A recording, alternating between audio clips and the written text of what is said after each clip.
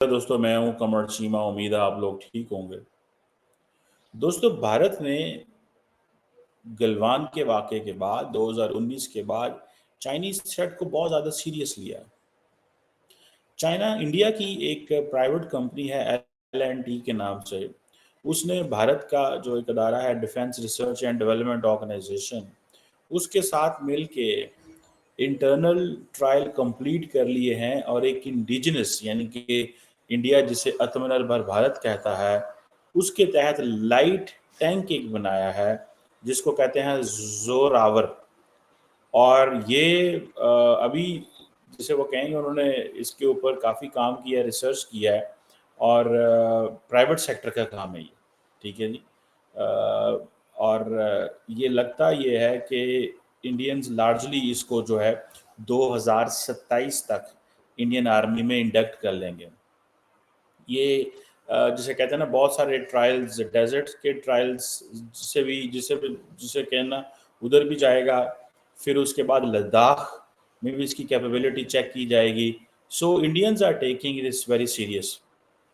अब इंडिया चाहता क्या है कि इसके जो टैंक्स हैं वो आर्टिफिशियल इंटेलिजेंस से लेस हों, इंटीग्रेशन हो, टैक्टिकल सर्विलेंस ड्रोन्स को देख रहे हों, और सिचुएशनल अवेयरनेस। ये बिल्कुल टेक्निकल टर्म्स हैं इन टर्म्स ऑफ जो मिलिट्री कैपेबिलिटी के हवाले से जो जानते हैं। अब क्वेश्चन ये है कि ये बहुत नेक्स्ट लेवल की चीज़ें हैं, यानी कि इंडियन फौज ये चाहती है कि जैसे तैसे उनकी जो मिलिट्री हार्डवेयर है उसके अंदर आर्टिफिशियल इंटेलिजेंस को इनकॉर्पोरेट किया जाए। और आपको पता है, भारत काफ़ी देर से जो अमेरिका के साथ मुआहदे हो रहे हैं कि अमेरिका के साथ मुआहदे ये नहीं हो रहे कि वो आर्टिफिशियल इंटेलिजेंस को टैंकों में कैसे लेके आना। अमेरिका के साथ मुआहदे ये हो रहे हैं कि इंडियन जो स्ट्रेटेजिक कम्युनिटी है, साइंसदान हैं, यूनिवर्सिटियां हैं, स्टूडेंट्स हैं, उनको आर्टिफिशियल इंटेलिजेंस की ट्रेनिंग कैसे दी जाए या उनको उस हवाले से ट्रेन कैसे किया जाए, एजुकेशन कैसे मिले, उनकी कैपेसिटी बिल्डिंग कैसे की जा सके। जब वो होगी तो ऑटोमेटिकली वो फिर सोचेंगे, प्लान करेंगे हुकूमत के लिए, अवाम के लिए, अदारों के लिए। और इंडिया ने क्योंकि डिफेंस को प्राइवेट सेक्टर में ले आया है, पाकिस्तान में तो इतना प्राइवेट सेक्टर नहीं है। पाकिस्तान में वैसे तो इंडिया के अंदर भी जो प्राइवेट सेक्टर है वो यही है कि जैसे अदानीज हैं या बाकी जो कुछ लोग हैं वो हुकूमत के साथ बड़े मिल के बड़े हाईएस्ट लेवल पे काम कर रहे होते हैं। लेकिन इंडिया अपने प्राइवेट सेक्टर को जो डिफेंस में लेके आया, this is very good, because at the end of the day private sector जो है वो उसको गर्ज होता है पैसे कमाने से। प्राइवेट सेक्टर के अंदर नेशनलिज्म जरूर होती है, ये नहीं कि नेशनलिज्म नहीं है, लेकिन उनका जो प्राइमरी गोल है वो इनोवेशन है, ठीक है जी। कटिंग एज टेक्नोलॉजी को किस तरह इंट्रोड्यूस कराना है, वो अपने लोगों को बहुत पे करते हैं। सरकारी इदारों का प्रॉब्लम ये होता है कि सरकारी इदारे में अगर आप हाईएस्ट ग्रेड में भी हैं तो आपकी एक खास किस्म की अमाउंट है, आप उससे नहीं जा सकते। प्राइवेट सेक्टर में कोई अमाउंट नहीं है, आप 10 करोड़ भी ले सकते हैं, 1 करोड़ भी ले सकते हैं और 1 लाख भी ले सकते हैं। सो ये चीज़ें हैं।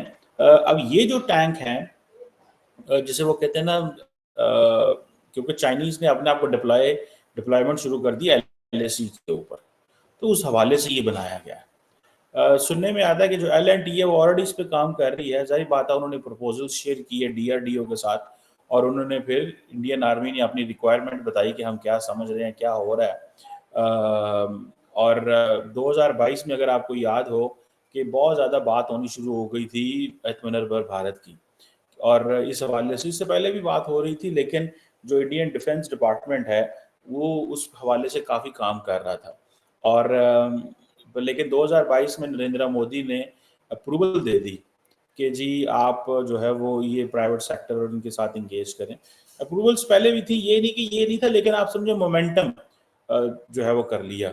अब जो मैं आपको बता रहा था कि रशियंस जो है वो कहाँ 70, 72, 76% तक इंडिया को मिलिट्री हार्डवेयर सप्लाई कर रहे थे, अब वो 36% पे आ गया। उसकी वजह यही है कि इंडिया अपने प्राइवेट सेक्टर पे फोकस कर रहा है और चाइना को जारी बात है वो देख रहे हैं कि चाइना को हमने कैसे काउंटर करना है। सुनने में आ रहा है कि ये 350 के करीब टैंक्स हैं जो कि चाहिए होंगे, और इंडिया की अपनी 6 रेजिमेंट्स हैं जिनके लिए ये इंडिया को ये चाहिए। پاکستان جو ہے وہ بہت اب ملٹری ہارڈ ویئر کے معاملے میں سمجھتا ہے.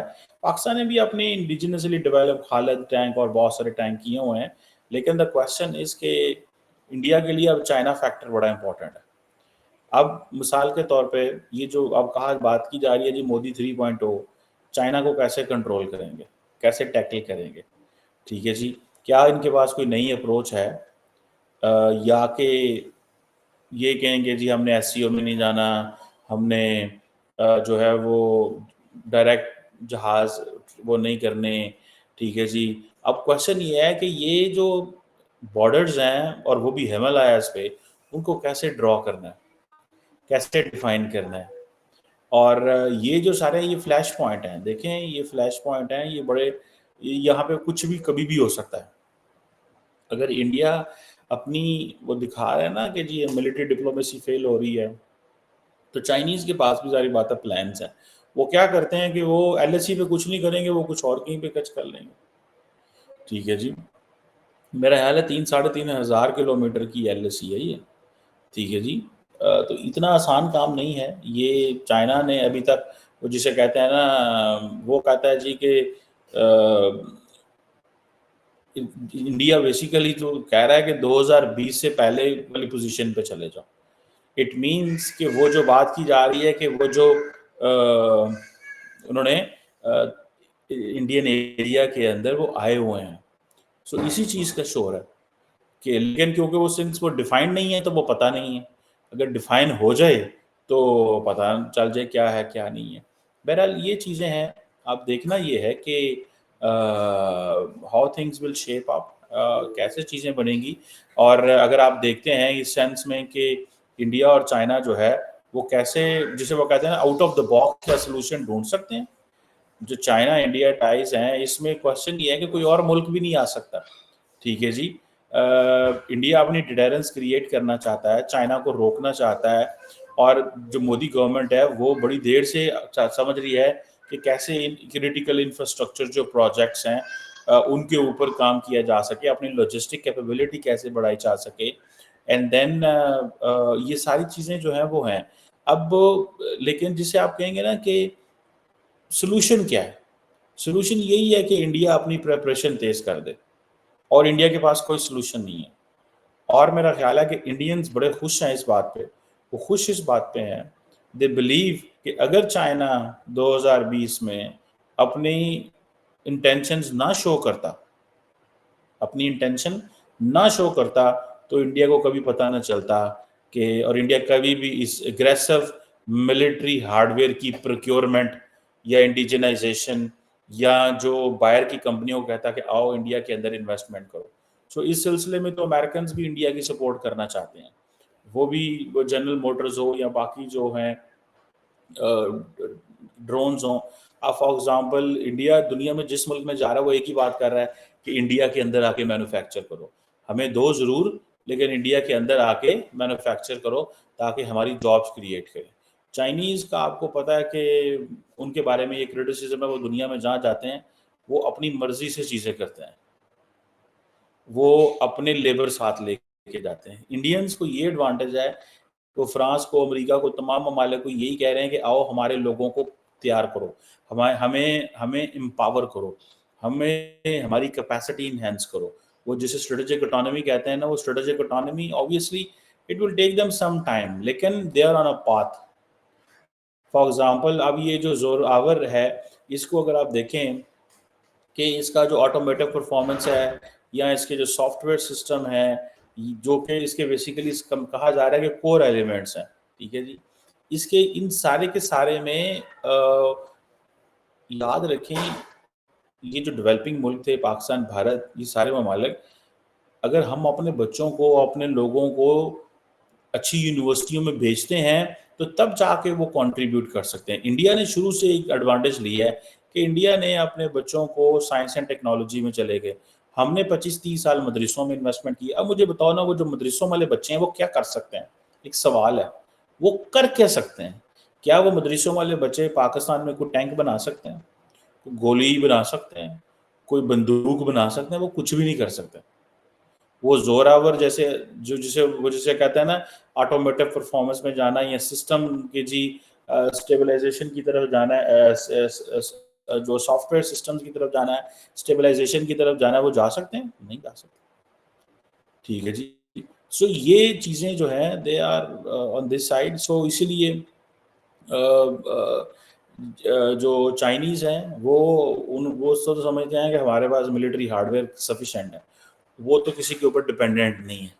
وہ تو اپنی ملٹری, اور ظاہر بات ہے وہ اچھا والا آپ $300 ارب کے قریب پہنچ گئے ہیں ملٹری اسپینڈنگ میں. ٹھیک ہے. اور ان کو India on the other contrary ابھی 76-78 ارب پہ ہے. اور وہ بھی کرٹیسزم انڈیا کے اوپر ہوتا ہے کہ وہ جو 76-78 ارب ہے اس میں میجورٹی تو انوویشن یا نئے ملٹری ہارڈ ویئر کے لیے سیلریز اور ان چیزوں میں چلا جاتا ہے. بیکاز فوج بہت بڑی ہے, ملک بہت بڑا ہے, ڈیفینس ظاہری بات ہے وہ بڑا ہے. ٹھیک ہے جی. اب انڈیا فار ایگزامپل پلان کر رہا ہے کہ ہم جو تبت کے اندر ایسی جگہ ہیں جن کے نام بدل دیں, جیسے چائنا نے بدلے ہیں. ٹھیک ہے جی. اور ان کو انڈین لینگویجز کے نام دے دیں. اب اگر انڈیا یہ کرنے جا رہا ہے تو انڈیا بیسیکلی وہ کہتا ہے کہ ہم چائنیز کو اسی زبان میں جواب دیں گے جس زبان میں چائنیز سمجھتے ہیں. لیکن انڈیا کو اس وقت بڑا ایڈوانٹیج ہے, میں آپ کو بات بتاؤں. وہ ایڈوانٹیج یہ ہے کہ in case there is a Chinese and Indian miscalculation, ٹھیک ہے, تو India has the entire world on its back to support India. یہ یاد رکھیں, یہ بڑا امپورٹنٹ فیکٹر ہے. لیکن چائنیز بڑے اسمارٹ ہیں. چائنیز اس ڈومین میں نہیں لڑیں گے انڈیا کے ساتھ جس ڈومین میں انڈیا تیار ہے. وہ اس ڈومین میں لڑیں گے جس ڈومین میں انڈیا تیار نہ ہو. الیکٹرو میگنیٹک وارفیئر جسے کہتے ہیں. مطلب آپ تو مطلب انہوں نے لڑنے گئی ہیں اور سے. سو وہ جسے وہ کہتے ہیں نا سی پیک کہہ رہا ہوں, جو سنزو تھے وہ کیا کہتے ہیں, ایلیمنٹ آف سرپرائز. سو وہ سرپرائز دینا چاہتے ہیں. ان کی فارن پالیسی کے اندر یا ڈیفینس کے اندر سرپرائز ہے. ٹھیک ہے. سو یہ چیزیں ہیں. مودی صاحب جو ہیں انہوں نے 18 ملاقاتیں کی ان سے, کیا نام ہے, شی جن پنگ سے. ان کو یہ تھا کہ میں شی جن پنگ سے پرسنل ٹچ دے کے تعلقات ٹھیک کر لوں گا, پاکستان کے ساتھ معاملات تھوڑے جیسے ہیں وہ ویسے رہیں گے, تو یہ چیزیں جو ہیں وہ رہیں گی. ٹھیک ہے. لیکن اب انڈیا نے فل ٹائم ایک ڈپلومیٹک اینڈ پولیٹیکل سپورٹ لینی شروع کر دی. ابھی اگلے دن جو امریکی کانگریشنل ڈیلیگیشن آیا تھا تو انہوں نے ایک ریزالو تبت ایکٹ پاس کیا. ایک جناب تبت کی پارلیمنٹ جو ایگزائل میں انڈیا میں بنی ہوئی ہے, وہاں پہ چلے گئے دھرم شالہ, وہاں پہ خطاب کرتے رہے, سارا کچھ کرتے رہے, ایک ایکٹیویٹی انہوں نے کی. ٹھیک ہے جی. اس طرح کی چیزیں کی. سو اس میں ہم نے یہ چیز دیکھی کہ یہ انڈیا جو ہے اس نے کہا پریشر ڈالیں, چائنا کے اوپر پریشر ڈالیں. چائنا پہ ایسی پریشر ڈالا جا سکتا ہے. ٹھیک ہے جی. اور انڈیا کی جو لیوریج ہے وہ بہت زیادہ بڑھ گئی ہے. ایک طرف انڈیا ملٹری ہارڈ ویئر کے لیے جا رہا ہے ویسٹ کے پاس, چائنا کو کہتا کچھ نہیں ہے, لیکن ڈپلومیٹک پریشر ڈال رہے ہیں. جیسے امریکن کانگریس مین کو بلا لیا, ریپبلکنز ڈیموکریٹس دونوں آئے ہوئے تھے. ٹھیک ہے جی. دونوں آئے تھے اور دونوں نے آ کے وہاں پہ سارا جو ہے وہ انگیج کیا. سو یہ چیزیں ہیں. انڈین سمجھتے ہیں کہ تھوڑا پریشر ڈالیں چائنا کے اوپر. اور فار ایگزامپل اب جو انڈیا بیسیکلی ٹیکنالوجیکل کوآپریشن کی طرف جا رہا ہے. انڈیا جو ہے وہ سمجھ رہا ہے کہ جتنا زیادہ ہم کولیبوریٹ کریں گے اتنا زیادہ ہم انڈیا کی چائنیز جو ملٹری ہارڈ ویئر ہے اس کا مقابلہ شاید کر پائیں. ایس سی او کو اگنور کر دیا.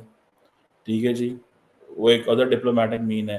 تبت والا ایک ادر تھا, دلائی لاما والا ادر ہے.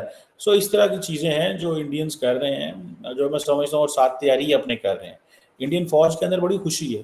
آپ انڈین جنرل سے بات کریں, which I have spoken on this platform many times in the past, they believe کہ ہمارے لیے بہت اچھا ہوا ہے کہ چائنیز ہمارے سامنے, ان کا ہمیں پتہ چل گیا, ورنہ ہمیں شاید پتہ بھی نہ کبھی چلتا. ورنہ امریکنز بڑا ڈرا رہے تھے انڈینز کو, یہ ہو جائے گا, وہ ہو جائے گا, وہ آپ کے ساتھ ایسے کر دیں گے, وہ آپ کے ساتھ ویسے کر دیں گے. وہ سوچ نہیں رہے تھے, وہ پلان نہیں کر رہے تھے, وہ نہیں سمجھ رہے تھے ایسا ممکن ہے یا کچھ ایسا ہو سکتا ہے. ٹھیک ہے نا جی. وہ نہیں سمجھ رہے تھے ایسا کچھ ہو سکتا ہے, لیکن ایسا ہوا, حالات بدلے, اور اب سارے ویسٹرن ممالک کو وہ چیزیں نظر آنی شروع ہو گئی. انہوں نے اس کے اوپر بات کی. اور سو یہ ایک چیز ہے.